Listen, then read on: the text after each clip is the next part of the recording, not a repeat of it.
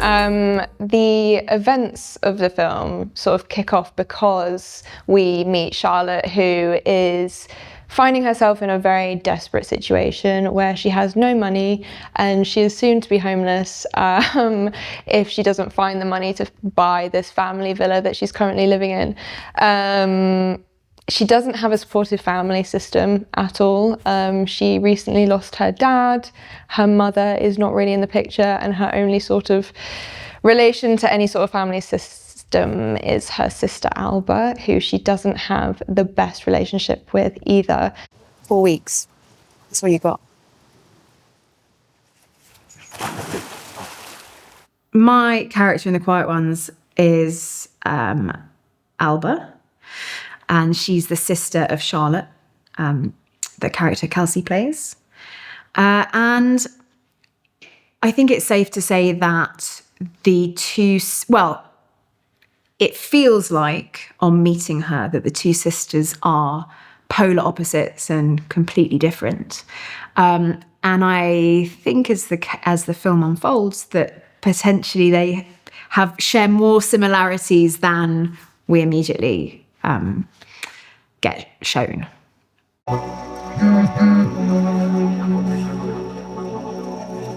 Hashtag felt cute.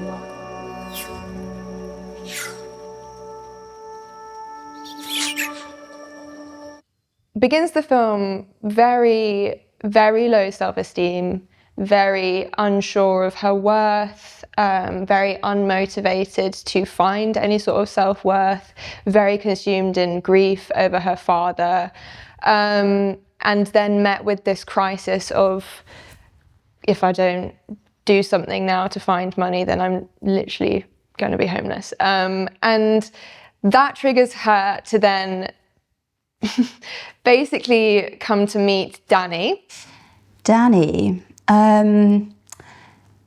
Danni is a lot of fun, actually. I think she's very serious about what she does. She has a really clear plan for her life and a really clear sense of how to make money, and that is kind of directly connected to her pleasure, and in the sense that will give her the ability to do whatever she wants. So she knows she just wants to make the most of her youth, her beauty, her audience, make money, live her life for fun and joy. And in that sense, she's incredibly determined and focused on what she wants, and will do anything to get that. She gets thrown into this rabbit hole of a world that Danni opens up for her, along with the other girls that are introduced into the film, and goes through a real journey of sort of going from the grief and the low self-esteem from the beginning to sort of becoming infatuated, borderline obsessed with Danni and how Danni makes her feel about herself. Well, you know how they say, two's company, 3 is a crowd, 4 isn't fresh. More people. Just for a few videos, and then we can fuck them off. And you're running out of time. Fuck. Does this mean we get to pick some new recruits? It does. Well, because I came on set when you guys had already shot quite a few scenes. So for me, I guess it was walking into an already established dynamic, which served the film as well, because that's what happens in the movie. So I walked on set the first day, and it was kind of like trying to figure out what is going on here, where do I fit in? And I think because everybody was really well prepared with their characters, we could take this time out and went just being with each other, which was great. So we had a really nice time just spending time as actors. But then when we were shooting, everybody could snap into character quite quickly again. Yeah, I don't know. It just felt like a really creative space. Everybody had their scripts out. We were always discussing things over lunch, and everybody was open to try things. Yeah.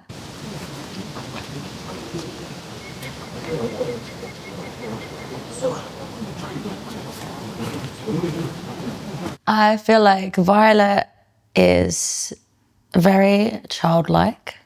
She's very innocent. If I put an animal, I would say she's a little duckling. She's someone that kind of doesn't have anywhere to go in life. She doesn't really have a path that she really, you know, makes for herself. So she relies on other people to make it for her. She's very gullible. She's just someone that kind of makes you feel for her, as you would a child that doesn't really have anything of her own to like stand on. Yeah, she's like a little duckling for me. Be in my videos.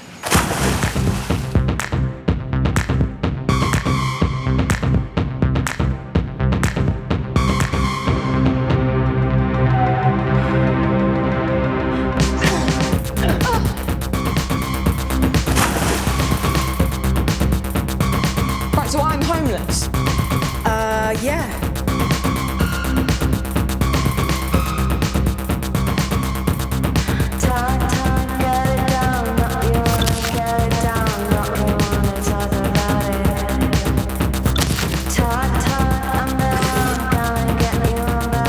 What does it do?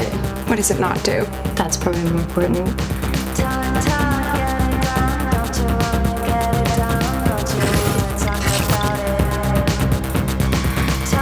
And I'm willing to bet that your sales have skyrocketed since I got here.